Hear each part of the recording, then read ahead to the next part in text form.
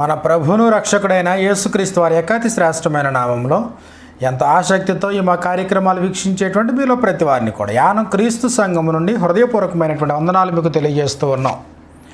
ఈ దినము దేవుని యొక్క వాక్యాన్ని లేఖనానుసారంగా మనం నేర్చుకోవడానికి మనం ప్రయత్నం చేద్దాం.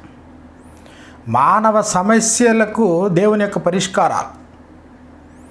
మానవునికి సమస్య ఏర్పడుతూ ఉన్నప్పుడు అపవాది ఆ సమస్యకు చూపించేటువంటి పరిష్కారం ఒకటైతే, తండ్రి అయినటువంటి దేవుడు ఆ సమస్యకు చూపించే పరిష్కారం మరొకటే.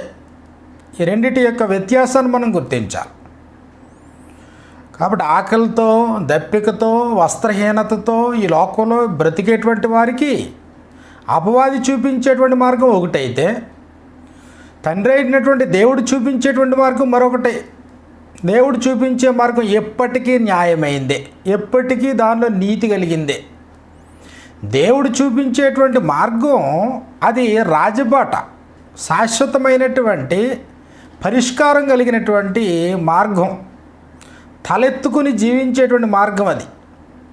కానీ సాతాను చూపించేటువంటి మార్గం ఏదైతే ఉందో అది దొంగతనం చేసి, లేదా ఇతరులను మోసం చేసి, లేకపోతే ఇతరులదే అన్యాయంగా మనం పడేసుకుని ఇతరుల ఆహారాన్ని మనం కాజేసి తినడం. దీనివల్ల నీకు అపఖ్యాతి, అపనింద, దీనివల్ల నీకు అనేకమైనటువంటి సమస్యలు ఏర్పడేటువంటి ప్రమాదం ఉంటుంది. అదే ప్రకారంగా మన జీవితాల్లో మనకు కలిగేటువంటి అస్వస్థత, రోగాలు, జబ్బులు, తెగుళ్ళు, వ్యాధులు, కాబట్టి ఇవన్నీ సమస్యలు అనుకున్నప్పుడు దేవుడు దానికి చూపించేటువంటి పరిష్కారం ఉంది. కానీ అపవాది చూపించేటువంటి పరిష్కారం నీలో మరణ భయాన్ని పెంచి నీవు కేవలం దేవుణ్ణి భౌతిక సంబంధమైన వాటి కొరకు మాత్రమే నమ్ముకునేటట్లుగా నిన్ను ప్రేరేపించేది అపవాది. ఈ లోక ప్రయోజనం కొరకు మాత్రమే క్రీస్తు యందు నిరీక్షించేటట్లుగా చేసేవాడు అపవాది. అపవాది చూపిస్తాడో శరీర సంబంధమైనటువంటి జబ్బుల్నే భూతద్దంలో పెట్టి చూపిస్తాడు. అదే నీ జీవితానికి పెద్ద సమస్య అన్నట్లుగా చూపిస్తూ ఉంటాడు. దాని కొరకే నువ్వు బ్రతకాలన్నట్లుగా నిన్ను నేర్పిస్తాడు. కానీ అపోస్తలులు చెప్తారు, క్షణమాత్రముండు ఈ మా చులకని శ్రమ. జీవితంలో శరీరంలో ఉంటుండగా శరీరానికి ఎన్ని జబ్బులు, ఎన్ని రోగాలు వచ్చినా ఇదంతా కూడా చాలా తాత్కాలికమైంది. కాబట్టి శరీర సంబంధమైనటువంటి రోగాలకి నువ్వు భయపడొద్దు, దేవుని యందు విశ్వాసం ఉంచు. కాబట్టి దేవుడు చెప్పేటువంటి మార్గాన్ని, ఆ సొల్యూషన్ మనం తీసుకున్నప్పుడు మన జీవితాల్లో మేలు పొందేటువంటి అవకాశం ఉంటుంది. ఈ భూమి మీద బ్రతుకుతూ ఉన్నటువంటి ఈ కాలం 70-80 సంవత్సరాలు, ఈ కాలంలో ఇతరులందరినీ చూసేటువంటి ప్రతి వ్యక్తి కూడా ఇతరుల మాదిరిగా వెండి బంగారాల మీద, ధనధాన్యాల మీద, ఇళ్ళు వాకళ్ళ మీద అధికంగా మనసు పెట్టి బ్రతికేటువంటి ప్రమాదం లేకపోలేదు. కాబట్టి ఈ లోకంలో బ్రతుకుతూ ఉన్నటువంటి వారు ఎవరైనా తమ పేదరికమే తమ సమస్యగా భావిస్తే, వెండి బంగారాలు లేకపోవడమే తమకు సమస్యగా భావిస్తే, దానికి దేవుడు చూపించేటువంటి పరిష్కార మార్గం ఏంటి అనేటువంటి సత్యాన్ని గమనించడానికి మనం ప్రయత్నం చేద్దాం. ఈ లోకంలో బ్రతుకుతూ ఉన్నప్పుడు పేదలుండక మానరు అన్నాడంతే. ధర్మశాస్త్రం ఆ విషయాన్ని రుజువు చేసింది. ధర్మశాస్త్రంలో కూడా ఆ సంగతిని మనకు తెలియపరుస్తూ ఉన్నాడు. ద్వితీయోపదేశకాండం 15వ అధ్యాయము 11వ వచనాన్ని మనం చూసినప్పుడు, ద్వితీయోపదేశకాండము 15వ అధ్యాయము 11వ వచనంలో, బేదలు దేశములో ఉండక మానరు, అందుచేత నేను నీ దేశంలోనున్న నీ సహోదరులకు, దీనులకు, బేదలకు అవశ్యముగా నీ చెయ్యి చాపవలని నీకు ఆజ్ఞాపించున్నాను. దేశంలో బేదలుండక మానరు అన్నాడు. ప్రభు అయినటువంటి యేసుక్రీస్తు వారు కూడా మాట్లాడుతూ, ప్రభు అయినటువంటి యేసుక్రీస్తు వారు మార్క్స్ వార్త 14వ అధ్యాయము 7వ వచనంలో, మార్క్స్ వార్త 14వ అధ్యాయము 7వ వచనంలో ప్రభు చెప్పినటువంటి మాటలను మనం చూసినప్పుడు అక్కడ మనకి ఈ ప్రకారంగా మనకు రాయబడింది, బేదలు ఎల్లప్పుడూ మీతోనే ఉన్నారు, మీకు ఇష్టమైనప్పుడల్లా వారికి మేలు చేయవచ్చును, నేను ఎల్లప్పుడూ మీతో ఉండను. బేదలు అనేటువంటి వారు ఎల్లప్పుడూ, అన్ని కాలాల్లో, అన్ని యుగాల్లో బేదలు ఉన్నారు, పేదవారు ఉన్నారు, సామాన్యులు ఉన్నారు. కాబట్టి పేదరికం అనేది ఇది వింతేం కాదు ఇది. కానీ ఈ పేదరికమే, బేదతనమే నీ జీవితంలో నువ్వు సమస్యగా భావిస్తూ ఉంటే దానికి సరైనటువంటి పరిష్కారం మార్గం ఏంటో తెలుసుకోవాలి. బేదలు దేశంలో ఉండక మానరు అన్న తర్వాత మరి ధర్మశాస్త్రంలో దాన్ని గూర్చి మోషే ద్వారా దేవుడు ఎలాంటి పరిష్కారాన్ని చూపించాడు అన్నప్పటికీ దేవుడు చూపించినటువంటి పరిష్కారం న్యాయబద్ధమైంది. కానీ అపవాది కూడా దానికి పరిష్కార మార్గాన్ని చూపించాడు. అక్కడ కూడా పరిష్కార మార్గం అపవాది చూపించింది ఏంటంటే, నువ్వు భేదవాడు కాబట్టి దొంగిలించు, శపితమైన దాన్ని కూడా నువ్వు ఆశించు, అది వెండైనా పర్లేదు, బంగారమైనా పర్లేదు, అవసరమైతే నీ గుడారం వెనక చిన్న గొయ్యి తీసుకుని గోతులో కప్పెట్టు. పొరుగువానిది ఆశించొద్దు అని దేవుడు చెప్తుంటే నీ పొరుగువానిది ఆశించినా పర్లేదు.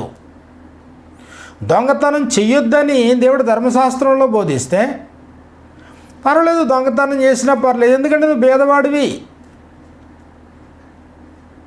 కాబట్టి పేదరికం సమస్యే, దానికి దేవుడు చూపించేటువంటి పరిష్కార మార్గాలను వెతుక్కోవాల్సినటువంటి అవసరం ఉంటుంది. ద్వితీయోపదేశకాండము 15:11 దేశములో బేదలుండక మానరు. మరి పరిష్కార మార్గం ఏంటయ్యా ధర్మశాస్త్రంలో? ధర్మశాస్త్రంలో పరిష్కార మార్గం ఏంటంటే, అవశ్యముగా సహోదరుడైన ఆని బేదవాని కొరకు మీలో ప్రతివాడును నీ చెయ్యి చాపాలి, ఇది ఆజ్ఞ అన్నాడన్నమాట. కాబట్టి సంపన్నులందరూ అన్ని చేతులు అతని మీద వేస్తే ఆ పేదరికం పోతుంది, పేదరికం కొనసాగేటువంటి పరిస్థితి ఉండదు. ద్వితీయోపదేశకాండము 15:5 కావున నేడు నేను నీకు ఆజ్ఞాపించుచున్న ఈ ఆజ్ఞలన్నిటినీ అనుసరించి నడుచుకొనుటకు, ఆజ్ఞాపింపబడిన ఆజ్ఞలన్నిటిని అనుసరించుకుని నడుచుకున్నటకు నీ దేవుడైన యెహోవా మాటను జాగ్రత్తగా విని ఎడల మీలో బేదలు ఉండనే ఉండరు. మీలో అసలు బేదలనేవారే ఉండరు. పరిష్కార మార్గం. కాబట్టి పేదరికం పోవాలి అని అంటే నువ్వు పేదోడివి, నేను పేదోడిని, ఇదే నా సమస్య అనుకున్నప్పుడు ధర్మశాస్త్రంలో పేదరిక నిర్మూలన జరగాలి అని అంటే దానికి దేవుడు చూపించినటువంటి మార్గం, నా మాటలు మీరు శ్రద్ధగా వినాలి. వింటే అసలు మీలో బేదలు ఉండనే ఉంటారు. కారణం ఏంటంటే అక్కడ ప్రిన్సిపల్ ప్రకారంగా ఒక సిస్టమాటిక్ విధానంలో బేదవారిని కరుణించేటువంటి పరిస్థితిని దేవుడు ధర్మశాస్త్రంలో ఏర్పాటు చేయడం జరిగింది. నిర్గమాకాండము 21:1-2 మనం చూసినప్పుడు, నిర్గమాకాండము 21:1-2 నీవు వారికి నియమింపవలసిన న్యాయ విధులేవనగా, నీవు హెబ్రీయుడైన దాసుని కొని ఎడలా వాడు 6 సంవత్సరములు దాసుడై ఉండి 7వ సంవత్సరమున ఏమియు ఇయ్యకయే నిన్ను విడిచి స్వతంత్రుడగును. వాడు ఒంటిగా వచ్చిన ఎడల ఒంటిగానే వెళ్ళవచ్చును, వానికి భార్య ఉండిన ఎడల వాని భార్య వానితో కూడా వెళ్ళవచ్చును. ఒకవేళ ఎవడైనా పేదరికంతో ఉండిపోయి ఒకవేళ దాసుడైపోయాడు అనుకోండి, ఒకవేళ బానిసగా అమ్మబడ్డాడు అనుకోండి, ఎంతకాలం? 6 సంవత్సరాల తర్వాత వాడు స్వతంత్రుడు అవుతాడు. అంటే బేదవాడు ఎప్పటికీ బేదవాడిగా మిగిలిపోడు. ధర్మశాస్త్ర ప్రకారం ఎప్పటికీ బేదవాడిగా మిగిలిపోడు. లేవియాకాండము 25:39 నుండి మనకి ఈ ప్రకారంగా మనకు రాయబడింది, నీ యొద్ద నివసించు నీ సహోదరుడు బేదవాడై నీకు అమ్మబడిన ఎడల వాని చేత బానిస సేవ చేయించుకొనకూడదు. ఒకవేళ అమ్మబడినంత మాత్రం బానిస సేవ చేయించుకోకూడదు. వాడు జీతగాని వలెను పరవాసి వలెను నీ యొద్ద నివసించు సునాద సంవత్సరం వరకు నీ యొద్ద దాసుడుగా ఉండవలను. కాబట్టి ఒకవేళ భేదవాడిగా నీకు అమ్మబడినా కానీ ఉచితంగా వాడి చేత పని చేయించుకోవద్దు. అంటే భేదవాడిని మరింత పేదరికంలోకి, మరింత భేదవాడిగా నువ్వు అణగొట్టొద్దు. ఒక జీతగానిగా, ఒక పరదేశినిగా వర్ణించు. ఎప్పటి వరకునే సునాద సంవత్సరం వచ్చేటంత వరకు. ద్వితీయోపదేశకాండము 15వ అధ్యాయము, ద్వితీయోపదేశకాండము 15వ అధ్యాయంలో ఒకవేళ నీ పొరుగువానికి నువ్వు ఒకవేళ అప్పు ఇస్తే, భేదవాడైనటువంటి వారికి నువ్వు అప్పు ఇచ్చినప్పుడు వడ్డీకి అప్పియొద్దు. కాబట్టి అంత మాత్రమే కాదు, అతను కొంత గడువు అప్పిచ్చిన తన పొరుగువాడని తన సహోదరుడైన నువ్వు నిర్బంధించొద్దు, అన్యాయం చేయొద్దు అలాంటి వానికి. కాబట్టి 7 సంవత్సరాలు చూసిన తర్వాత నువ్వేం చేయాలి? 7వ సంవత్సరంలో విడుదల ఇవ్వవలెను. 7వ సంవత్సరం నువ్వు విడుదల ఇవ్వాలా, అతని అప్పుని కూడా కొట్టివేయాల. కాబట్టి ధర్మశాస్త్రం ఖచ్చితంగా ఏం నేర్పించిందంటే పేదరికాన్ని నిర్మూలించడానికి తండ్రి అయిన దేవుడు ఏర్పాట్లు చేశాడు. అయితే దేశంలో బేదలు ఉండక మానరు అన్నాడు. పేదరికమే నీ సమస్య అయితే దేవుడు దానికి పరిష్కారం చూపిస్తూ ఉన్నాడు. అపవాది చెప్పొచ్చు, నీకు పేదరికం ఉంది కాబట్టి నువ్వు షార్ట్ కట్లో ధనవంతుడిగా గొప్పవాడిగా మారిపోవాలంటే నువ్వు అబద్ధాలు మాట్లాడు, నువ్వు దొంగతనం చెయ్యి, నువ్వు మోసం చెయ్యి, పరుల సొత్తును అపహరించు, నీ పొరుగువాని దగ్గర దేనిని ఆశించొద్దు, గాడిదని ఎద్దును దాసీలని పొరుగువాని దేన్ని ఆశించొద్దు అన్నప్పటికీ ప్రతిదాన్ని నువ్వు ఆశించవచ్చు, వెండి బంగారాలు కూడా నువ్వు ఆశించుకోవచ్చు. కాబట్టి దైవికమైనటువంటి సొల్యూషన్ రాజమార్గం ధర్మశాస్త్రంలో. కీర్తనల గ్రంథాన్ని మనం చూసినప్పుడు ధనవంతులుగా ఉన్నటువంటి వారు ఎవరైనా ఉంటే ఆ ధనంతో వారు విర్రవీగుతూ ఉన్నప్పుడు అలాంటి వారికి నువ్వు భయపడొద్దు అన్నాడు. అలాంటి వారిని చూసి నువ్వు వ్యసన పడొద్దు అని చెప్పడం జరిగింది. కీర్తనల గ్రంథం 37వ కీర్తన 1-2 వచనాలు మనం చూసినప్పుడు, కీర్తనల గ్రంథము 37వ కీర్తన 1-2 వచనాలు ఈ ప్రకారంగా వ్రాయబడుతూ ఉంది. చెడ్డవారిని చూచి నీవు వ్యసన పడకము, దుష్కార్యములు చేయి వారిని చూచి నువ్వు మత్సరపడకము. కారణం ఏమంటే వారు గడ్డి వలె త్వరగా ఎండిపోవుదురు, పచ్చని కూర వలె వారు వాడిపోవుదురు. 7వ వచనంలో, తన మార్గమున వర్ధిల్లు వారిని చూచి వ్యసన పడకము, దురాలోచనలు నెరవేర్చుకుని వారిని చూచి నువ్వు మత్సరపడొద్దు. తన మార్గాన పోయేవాడిని చూసి నువ్వు వ్యసన పడొద్దు. అంటే నీ కళ్ళ ముందు శారీరకంగా అభివృద్ధి పొందుతున్నటువంటి వాడిని, నీ కళ్ళ ముందు లేమిలో నుండి సంపన్న స్థితిలోకి వెళ్ళిపోతున్నటువంటి వాడిని, ధనవృద్ధి చేసి వెండి బంగారాలు బహుగా విస్తరించుకునేటువంటి వాడు ఎవడైనా ఉంటే అలాంటి వాడిని చూసి నువ్వు వ్యసన పడొద్దు, నువ్వు మత్సరపడొద్దు అన్నాడు. కారణం ఏంటి అని అంటే 49వ కీర్తనలో 49వ కీర్తన 11వ వచనం నుండి మనకి ఈ ప్రకారంగా వ్రాయబడింది. 10-11 వచనాల్లో, జ్ఞానులు చనిపోదురున్న సంగతి అతనికి కనబడకుండా పోదు, మూర్ఖులను పశుప్రాయులు ఏకముగా నశించుదురు, వారు తమ ఆస్తిని ఇతరులకు విడిచిపెట్టుదురు. ఒకవేళ సమకూర్చుకున్నా భూమి మీద బ్రతుకుతూ ఉన్నప్పుడు సమకూర్పే గొప్ప భాగ్యమనించి ప్రతి నిమిషం కూడా వినియోగించుకుంటూ సమయాన్ని అంతటిని కూడా ధనాపేక్ష కలిగి వెండి బంగారాలను కూర్చుకోవడానికే, సంపన్న స్థితిని పొందడానికే నువ్వు వ్యయ ప్రయాసలు పడి నువ్వు ఎంత కూర్చుకున్నా వారు తమ ఆస్తిని ఇతరులకు విడిచిపెట్టుదురు, తమ ఇండ్లు నిరంతరము నిలిచిననియు తమ నివాసములు తరతరములకు ఉండుననియు వారు అనుకొందురు, తమ భూములకు తమ పేర్లు పెట్టుదురు. అయితే ఘనత వహించిన వాడైనను మనుషుడు నిలవజాలడు అని చెప్పాడు. మనుషుడు నిలవడం, అంత ఘనత వహించినటువంటి వాడైనా నిలబడు. మనిషే నిలబడకపోతే అతను సంపాదించినటువంటి ఆస్తి నిలబడుతుందా? అలాంటి వ్యక్తిని చూసి నువ్వు వ్యసన పడొద్దు. నువ్వు భేదవాడివై ఉన్నావా? అదే స్థితిలో కొనసాగాలని దేవుడు కోరుకోవటం లేదు. అయితే న్యాయమైనటువంటి మార్గం ఉంది, సరైన విధానం ఉంది. దేవుడు చూపించినటువంటి పరిష్కార మార్గం ద్వారా నువ్వు సంపన్నుడు అవ్వాలి. కానీ నువ్వు షార్ట్ కట్లు ఎంచుకుని లోకాన్ని చూసి, లోకంలో ఉండే మనుషులను చూసి వ్యసనపడి, నువ్వు మత్సరపడి అపవాది యొక్క రాజ్యపు స్వాధీనంలోకి వెళ్ళిపోయి అపవాది సూచించినటువంటి తప్పుడు మార్గాల్లో సంపన్నుడు అవడానికి ప్రయత్నం చేయదు. కీర్తనల గ్రంథము 49వ కీర్తన 16వ వచనం నుండి, ఒకడు ధన సంపన్నుడైనప్పుడు వాని ఇంటి ఘనత విస్తరించినప్పుడు అలాంటి వారిని చూచి నువ్వు భయపడొద్దు. అంటే డబ్బున్న వాడిని చూచి నువ్వు భయపడొద్దు.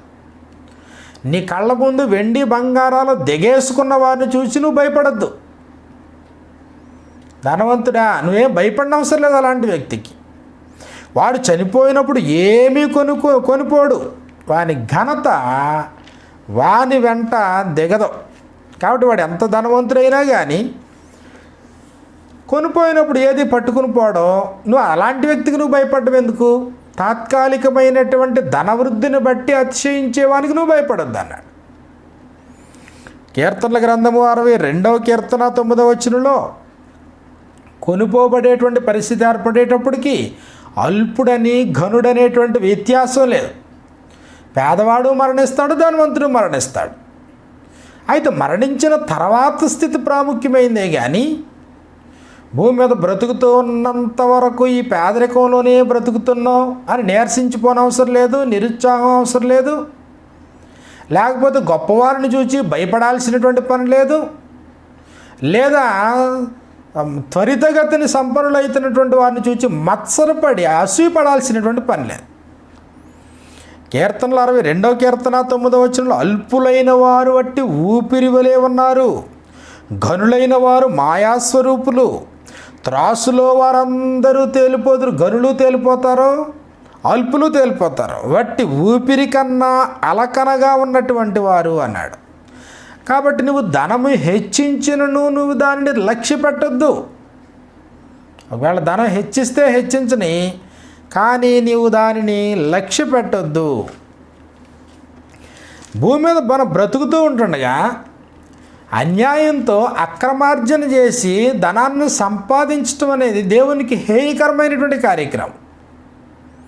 ప్రభు అయినటువంటి యేసుక్రీస్తు వారు క్రొత్త నిబంధనలో కూడా ఆయన భూమి మీదకి వచ్చినటువంటి సందర్భంలో బేదలైనటువంటి వారి పట్ల కనికరించిన సందర్భాలు ఉన్నాయి.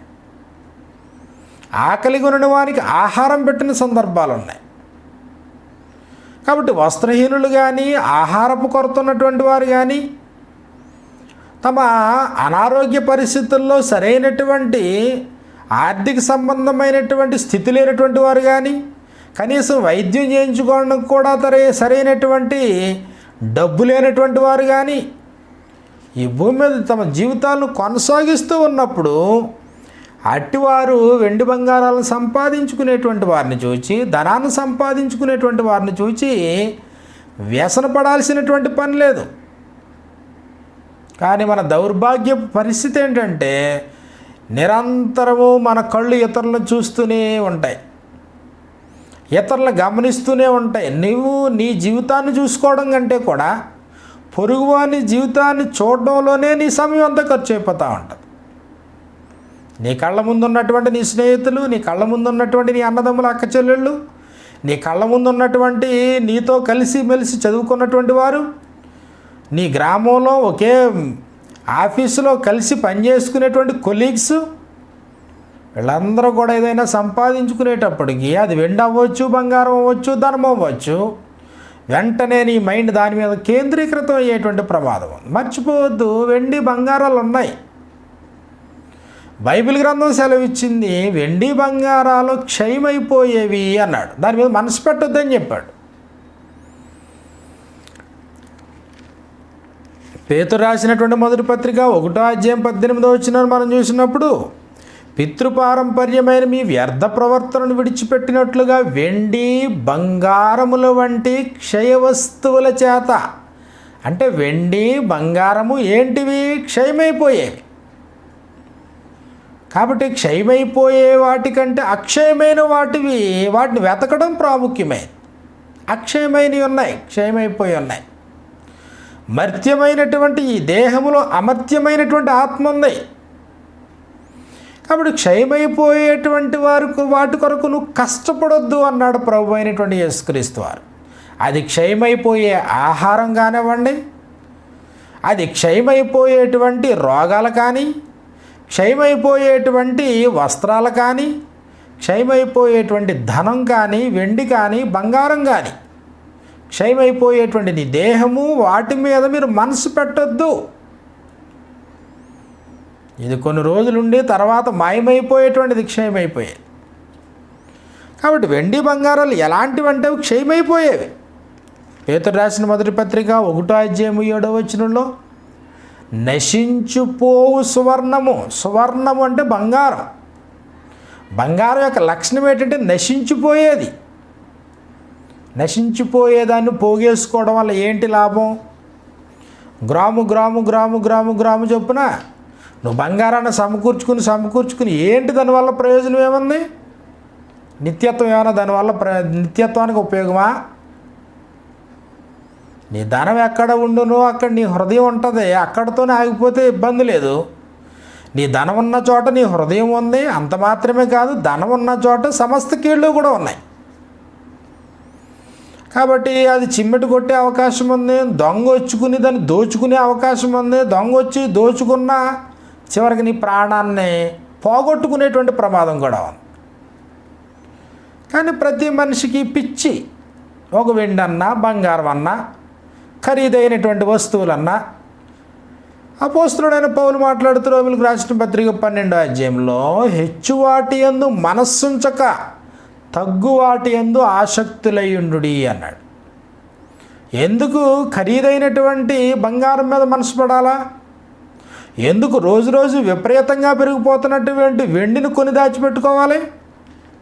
అంతకంటే విలువైనవి ఉన్నాయి, అంతకంటే శ్రేష్టమైనవి ఉన్నాయి. వాటి మీద దృష్టి పెట్టు. సామెతల గ్రంథము 3 మనం చూసినప్పుడు 14-15 మనకి ఈ ప్రకారంగా వ్రాయబడుతుంది. సామెతల గ్రంథము 3 14-15 వెండిని సంపాదించుట కంటే జ్ఞానం సంపాదించుట మేలు. వెండి కంటే జ్ఞానం గొప్పదంట. జ్ఞానం కొరకు నువ్వు ఏ ప్రయాసలు పడినా ఇబ్బంది లేదు. కానీ వెండిని సంపాదించుకుని ఇంట్లో పెట్టుకుంటే ఏంటి ఉపయోగం ఏముంది దానివల్ల? వెండిని సంపాదించుట కంటే జ్ఞానం సంపాదించుట మేలు. అపరంజి సంపాదించుట కంటే జ్ఞానలాభము నొందుట మేలు. అపరంజి అంటే బంగారం. బంగారమును సంపాదించుట కంటే జ్ఞానం వలన కలిగే లాభాన్ని పొందడం మేలు. కాబట్టి మర్చిపోవద్దు, సువర్ణము నశించిపోయేది. సువర్ణము కంటే విలువైంది జ్ఞానం వల్ల నీకు కలిగే లాభం. వెండి కంటే విలువైంది జ్ఞానం. వెండి బంగారాలు క్షయమైనటువంటివి. అపోస్తుల కార్యాలు 3 మనం చూసినప్పుడు పేతురు యోహానులు దేవాలయం దగ్గరికి వెళ్ళేటప్పుడు భిక్షమడుగుటకు కుంటివాడు అక్కడ ఉన్నాడు. అతనితో మాట్లాడేటువంటి సందర్భంలో వారు ఈ ప్రకారంగా చెప్పడం జరిగింది. పేతురుని యోహానును వారిని తేరి చూచి మా తట్టు చూడమని వాడు వారి యొద్ద ఏమైనా దొరుకునని కనిపెట్టుచు వారి యందు లక్ష్యముంచెను. అంతటా పేతురు, వెండి బంగారములు నా యొద్ద లేవు కానీ నాకు కలిగినదే నీకు ఇచ్చుచున్నాను.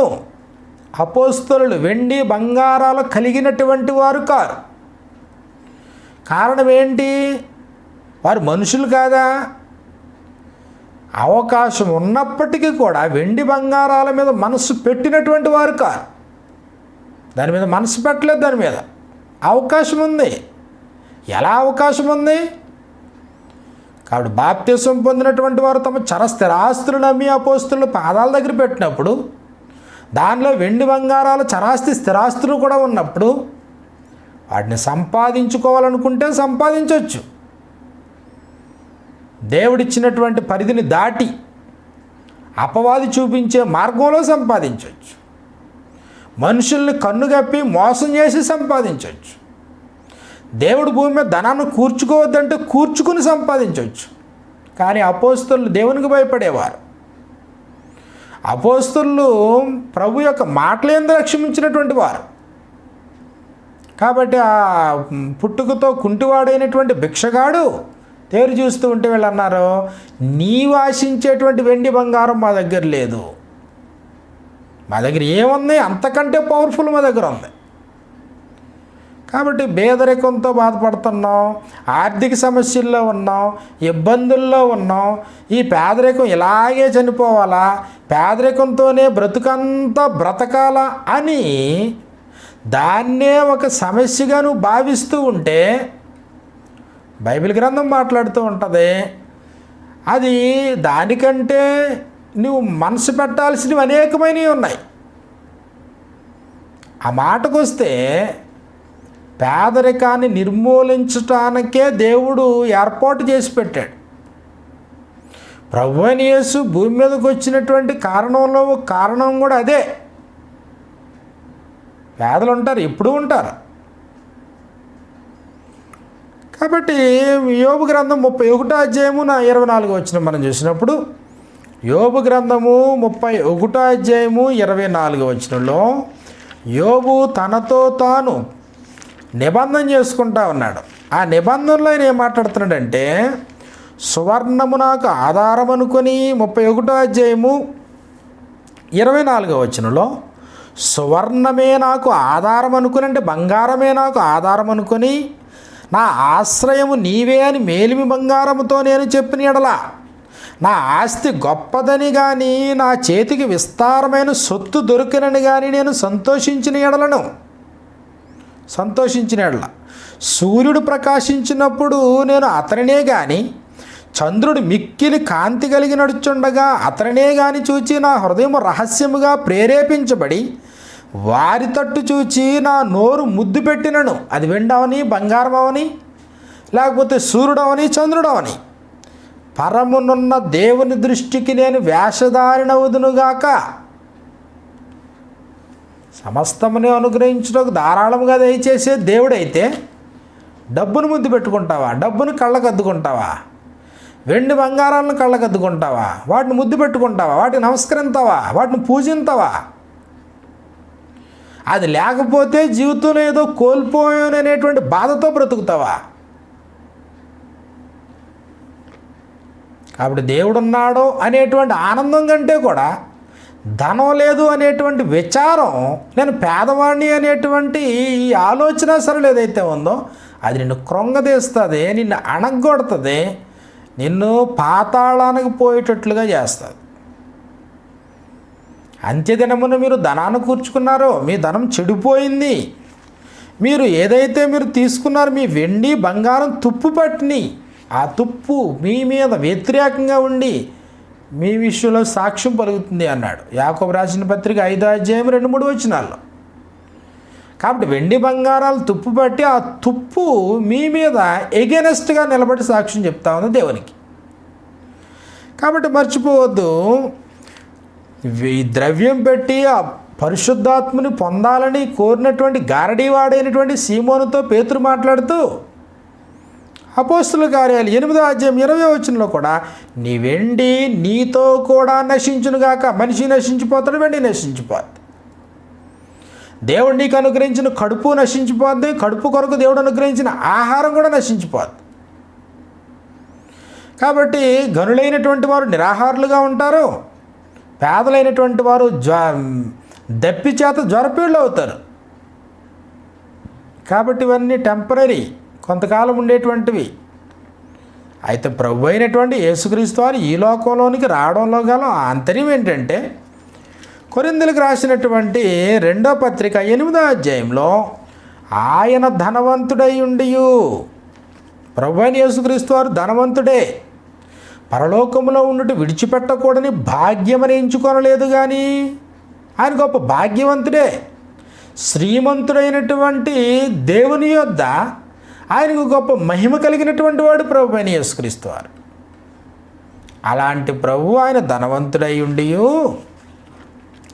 కొరింథీయులకు రాసినటువంటి 2వ పత్రిక 8వ అధ్యాయం 9వ వచనంలో మనకి ఈ ప్రకారంగా మనకు రాయబడుతూ ఉంది, మీరు మన ప్రభువైన అయిన యేసుక్రీస్తు కృపను ఎరుగుదురు కదా, ఆయన ధనవంతుడయ్యుండియు మీరు తన దారిద్ర్యము వలన ధనవంతులు కావాలని మీ నిమిత్తము దరిద్రుడాయను.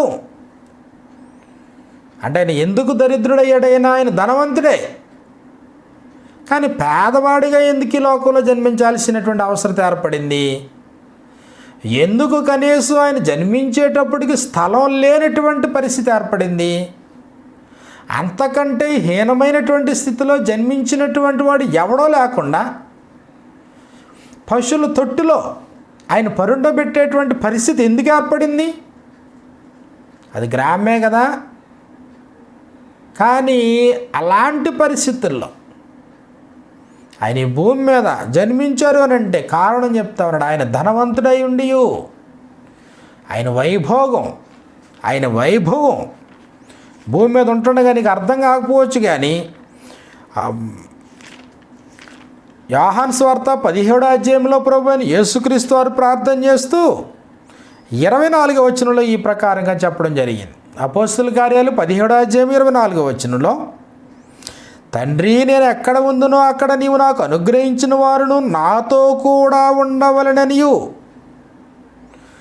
నీవు నాకు అనుగ్రహించిన వారు కూడా నాతో ఉండాలి. నీవు ఎక్కడ ఉంటావో అక్కడ నేను ఉంటాను. అంత మాత్రమే కాదు, నీవు నాకు అనుగ్రహించిన నా మహిమను వారు చూడవలని నేను కోరుతున్నాను. ప్రభు మహిమ, దేవుని యొద్ద ఎంత గొప్ప మహిమ ఉందో దేవుడు ప్రభువుకు అనుగ్రహించినటువంటి శిష్యులందరూ చూడాలనేది ప్రభు యొక్క కోరిక.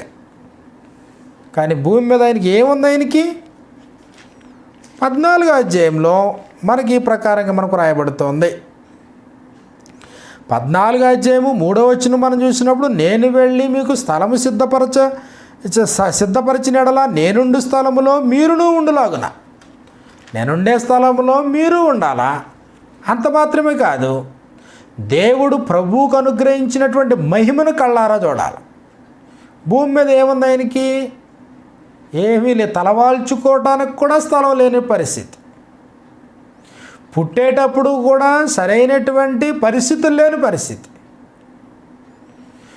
కాబట్టి అరశకలు కూడా లేని పరిస్థితి ఈ భూమి మీద ఉన్నప్పుడు. కాబట్టి ఆయన ధనవంతుడై ఉండి దరిద్రుడిగా ఎందుకు ఈ లోకంలో ఆయన జన్మించాడు? దరిద్రుడైనటువంటి నిన్ను ధనవంతుని చేయడానికి అన్నది గ్రంథం. దరిద్రుడైనటువంటి నిన్ను ధనవంతుని చేయడానికి. ఎప్పుడు నేను పేదవాడిని అని చెయ్యి చాపేటువంటి నిన్ను పుచ్చుకొనుట కంటే ఇచ్చుట ధన్యము అని బోధించి పేదవారైనటువంటి వారు సైతం ఇచ్చేటువంటి వారుగా తీర్చిదిద్దడానికి, పేదరికంలో కూడా ఇవ్వడానికి. కాబట్టి అది ప్రభు ఆ విషయంలో సక్సెస్ అయ్యాడైనా భూమి మీదకి వచ్చి. ఆయన ధనవంతుడై ఉండి మీరు తన దారిద్ర్యము వలన, ప్రభు యొక్క దారిద్ర్యము వలన ధనవంతులు కావాలనని మీ నిమిత్తము దరిద్రుడాయను. ఆయన ధనవంతుడు అవడానికి మీ నిమిత్తం దరిద్రుడయ్యాడు. కాబట్టి ఆయన దరిద్రుడయ్యాడు. ఆయన శిలువ ప్రాణ బలియాగా అయ్యాడు. ఆయన రక్తం వల్ల ప్రతి పాపిని పవిత్రం చేశాడు.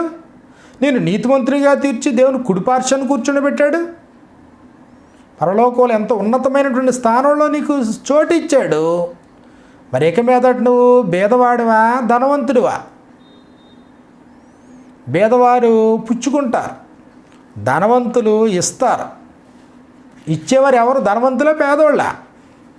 కొరింథీయులకు రాసిన మొదటి పత్రిక 16వ అధ్యాయం 1-2 వచనాల్లో, పరిశుద్ధుల కొరకైన చందా విషయమైతే నేను గలతీ సంఘములకు నియమించిన ప్రకారము మీరును చేయుడి. నేను వచ్చినప్పుడు చందా పోగు చేయకుండా ప్రతి ఆదివారం మీలో ప్రతివాడును తాను వర్ధిల్లిన కొలది కొంత సొమ్ము నిల్వ చేయవలెను. ప్రతివాడునా? ప్రతివాడు. ఎవరు అందులో పేదవాళ్ళు లేరా? పేదవాళ్ళు ఇవ్వద్దన్నాడా? ప్రభువైన యేసుక్రీస్తు వారు పారజూచినప్పుడు అనేకులైనటువంటి ధనవంతులు వచ్చారు, పేద విధవరాలు కూడా వచ్చింది. ప్రభు ఆపి, నువ్వు పేదదాను కదా, నువ్వు పేదరికంలో ఉన్నావు కదా, నువ్వు వద్దులే, నువ్వు ఇలాగే ఉండిపో అని చెప్పేసి పక్కకి గెంటాడు. ఆయన అభినందించాడు. కాబట్టి ఎల్లప్పుడూ మేము పేదవాళ్ళం అని అనేటువంటి భావన కలిగి ప్రతి వారి దగ్గరికి వెళ్ళి చెయ్యి చాపేటువంటి వారు ఇప్పుడు ఇవ్వగలిగే స్థితికి వచ్చారంటే ధనవంతులా పేదోళ్ళ? చెయ్యి చాపేవాడు పేదోడా, పుచ్చుకునేవాడు కంటే ఇచ్చేవాడు పేదోడా? కాబట్టి కొరింథీ పట్టణంలో ఉన్నటువంటి సంఘము ఇచ్చే విషయంలో గొప్పవారయ్యారు. కొరింథీయులకు రాసినటువంటి 2వ పత్రిక 8వ అధ్యాయం మనం చూసినప్పుడు, మాసిదోనియాలో ఉన్న సంఘమునకు దేవుడు అనుగ్రహించిన కృపను గూర్చి మీకు తెలియకుండా మాకు ఇష్టం లేదన్నాడు. ఏంటి? వారు నిరుపేదలైనటువంటి వారు ధనవంతులు చేయడానికి ప్రభు ఈ లోకానికి వస్తే, మరి ఇప్పుడు నిరుపేదలైనటువంటి వారు ఏం చేశారంట? చేయి చాపారా? ఎవరు ఏమిస్తారని దినమెల్లా చేతులు చాచుకుంటూ కూర్చున్నారా? పుచ్చుకోవడానికి ఆసక్తి చూపించిన వారా? యెరూషలేములో ఉన్నటువంటి సహోదరులు అక్కర్లో ఉన్నారని గుర్తిరిగి, వారు నిరుపేదలైనను వారి దాతృత్వము బహుగా విస్తరించను అన్నాడు. సంపన్నుడు అవ్వలేదా? నువ్వు సంపన్నుడు అవ్వాలి. ఏ విషయంలో?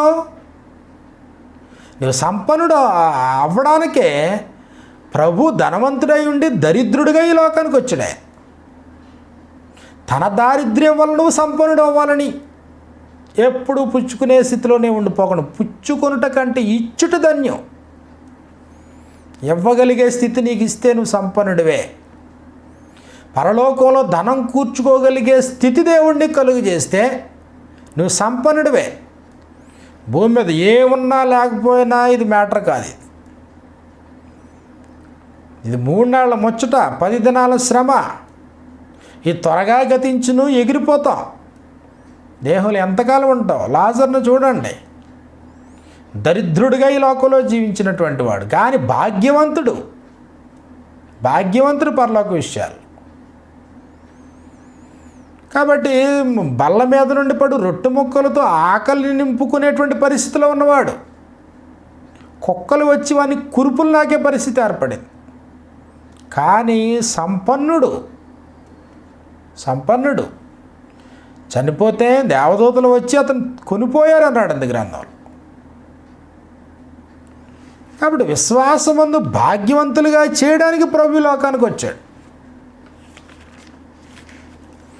యాకోబు రాసినటువంటి పత్రికను మనం చూసినప్పుడు, యాకోబు రాసినటువంటి పత్రికలో 2వ అధ్యాయం 5వ వచనం మనకి ఈ ప్రకారంగా వ్రాయబడింది. నా ప్రియ సహోదరులారా ఆలకించుడి, ఈ లోక విషయములో దరిద్రులైన వారిని, పేదరికమే మా సమస్య అయితే సమస్యను పరిష్కరించుకోవడానికే దేవుడు చూపించే మార్గాన్ని వెతుకు. దేవుని యందు విశ్వాసం ఉంచు, ప్రభువునందు విశ్వాసం ఉంచు. నీవు ఇచ్చేటువంటి ఈ విశ్వాసం నిన్ను ధనవంతుని చేస్తుంది. కాబట్టి నువ్వు పేదవాడివైనా నిరుపేదలైనా కూడా, బహుశ్రమల్లో ఉన్నప్పటికీ కూడా ఇచ్చేవాడిగా, పుచ్చుకునేవాడిగా కాదు, ఇచ్చేవాడిగా నిన్ను తీర్చిదిద్దుతాడు ప్రభు. కాబట్టి ఒక పేద విధవరాలు ధనవంతులతో పాటు వచ్చి కానుకల పెట్టెలో తన జీవనమంతా వేసినట్లుగా అంత సంపన్నుడిగా దేవుడు నిన్ను తయారు చేయగలడు. కాబట్టి ఇక్కడ మనం చూసినప్పుడు, ఆలకించుడు నా ప్రియ సహోదరులారా ఆలకించుడు, ఈ లోక విషయంలో దరిద్రులైన వారిని విశ్వాసమందు భాగ్యవంతులుగాను, తన్ను ప్రేమించు వారికి తాను వాగ్దానం చేసిన రాజ్యమునకు వారసులుగాను చేయుటకు దేవుడు ఏర్పరచుకోనలేదా? దేవుడు వాగ్దానం చేశాడంటే ఒక రాజ్యాన్ని, ఆ రాజ్యానికి నిన్ను వారసుడిగా దేవుడు ఏర్పాటు చేసుకోలేదా? మత్తయి సువార్త 25వ అధ్యాయము 34వ వచనం, నా తండ్రి చేత ఆశీర్వదింపబడిన వారలారా లోపలికి రండి, కాబట్టి మీ కొరకు సిద్ధపరచబడిన రాజ్యాన్ని మీరు స్వతంత్రించుకోండి. దేవుడు వాగ్దానం చేసిన రాజ్యమునకు వారసుల హక్కుదారులు విశ్వాసమందు భాగ్యవంతులైనటువంటి వారు. అఫ్కోర్స్ వారు ఈ లోకంలో దరిద్రులే అయి ఉండొచ్చు, కానీ విశ్వాసమందు భాగ్యవంతులు అన్న మనకు రాయబడింది అన్నమాట. ప్రభువైన యేసుక్రీస్తు వారు మాట్లాడుతూ దేవుని యొక్క రాజ్యంలో ఆత్మ విషయమై దీనత్వం కలిగినటువంటి వాడు ధన్యుడు. ఆత్మ విషయమై దీనులైన వారు ధన్యులు, పరలోక రాజ్యము వారిది. తగ్గింపు స్వభావం కలిగి ఆత్మవిషయమై దీనుడుగా ఉండడం వేలు. బేదలైన మీరు ధన్యులు, దేవుని రాజ్యం మీదే అన్నాడు. కాబట్టి మర్చిపోవద్దు, పేదరికమే నీ సమస్య అయితే, సరైనటువంటి అవసరతలు కూడా తీర్చుకోలేని పరిస్థితుల్లో బ్రతుకుతూ ఉన్నటువంటి వారైతే ఏకైక సొల్యూషను దొంగతనం కాదు, ఏకైక సొల్యూషను అన్యాయం చేయమని కాదు, ఇతరుల సొత్తును అపహరించమని కాదు, అన్యాయముగా గుద్దులాడుచు ఒకరిదాన్ని ఒకరు తగాదాలు పెట్టుకుని దోచుకోమని కాదు, నీతిమంతునికి కలిగినది కొంచెమైనను బహుమంది భక్తిహీనులకున్న ధన సమృద్ధి కంటే ఇది శ్రేష్టమైంది అన్నాడు. నీతిగా సంపాదించి దేవుడు కోరుకున్నాడు. కీర్తనల గ్రంథము 37వ కీర్తన 16వ వచనాన్ని మనం చూసినప్పుడు, కీర్తనల 37వ కీర్తన 16వ వచనంలో మనకి ఈ ప్రకారంగా వ్రాయబడింది, నీతిమంతునికి కలిగినది కొంచెమైనను, నీ దగ్గర ఉన్నది కొంచెమే, నష్టం లేదు, ఇబ్బంది పడిపోవద్దు, దాన్ని సమస్యగా భావించొద్దు. నువ్వు పుచ్చుకునేవాడువా, ఇచ్చేవాడువా? కొంచెమే ఉందండి, కొంచెంలో కూడా నువ్వు పుచ్చుకునేవాడువా, ఇచ్చేవాడువా? కాబట్టి పుచ్చుకొనుట కంటే ఇచ్చుటే ధన్యం. ఇచ్చేవాడుగా దేవుడిని నిలబడతాడు. నువ్వు ధనవంతుడివి అన్నాడు అంతే. కాబట్టి ఉదాహరణలు అనేకమైనటువంటి ఉదాహరణలు చెప్పాడు. కొరింథీ పట్టణంలో ఉన్నటువంటి సంఘం దానికి ఉదాహరణ, మాసిదోనియాలో ఉన్నటువంటి సంఘం దానికి ఉదాహరణ, ఒక బేద విధవరాలు దానికి ఉదాహరణ, తప్పిపోయినటువంటి కుమారుడు దానికి ఉదాహరణ. కాబట్టి ఇవన్నీ అనేకమైనటువంటి ఉదాహరణలు మనకు కనబడతా ఉన్నాయి. ఈ భూమి మీద మనం బ్రతికింది తాత్కాలికమే బ్రతికేది. శాశ్వత కాలం, తరతరాల్లో యుగయుగాలు ఉండేటువంటి స్థితితో పోల్చుకున్నప్పుడు నీతిమంతునికి కలిగినది కొంచెమైనను బహుమంది భక్తిహీనులకున్న ధన సమృద్ధి కంటే కొంచెమే శ్రేష్టమైంది దేవుడి దృష్టిలో. కాబట్టి భేదవాడిని నువ్వు అనుకుంటున్నావా, భేదవాడిని సమాజం అనుకుంటుందా? దేవుడు అనుకోవడం. నువ్వు పుచ్చుకునేవాడువో ఇచ్చేవాడు అని అర్థం చేసుకో. సామెతల గ్రంథము 26వ అధ్యాయము, సామెతల గ్రంథము 28వ అధ్యాయము 6వ వచనంలో, వంచకుడువై ధనము సంపాదించినటువంటి వానికంటే, వంచించి ధనం సంపాదించే వానికంటే యథార్థముగా ప్రవర్తించు దరిద్రుడే వాసి.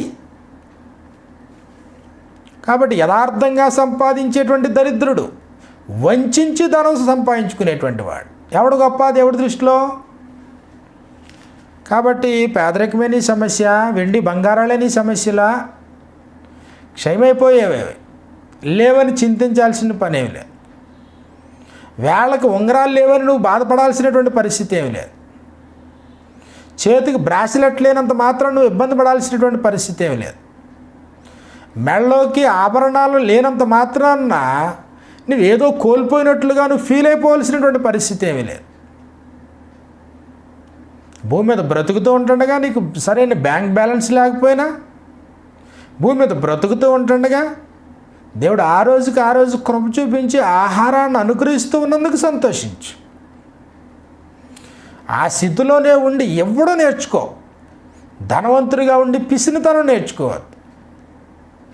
అధిక సంపాదనాపరుడు అయి ఉండి దాని సంపాదన అనేక రెట్లు పెంచుకోవడానికి నువ్వు ఆయాసపడద్దు.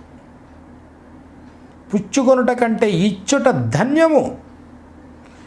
అపోస్తలుల కార్యాలు మనం చూసినప్పుడు 20వ అధ్యాయం 35వ వచనంలో దాన్ని జ్ఞాపకం చేస్తూ ఉన్నాడు. ప్రభువు చెప్పిన మాట అది.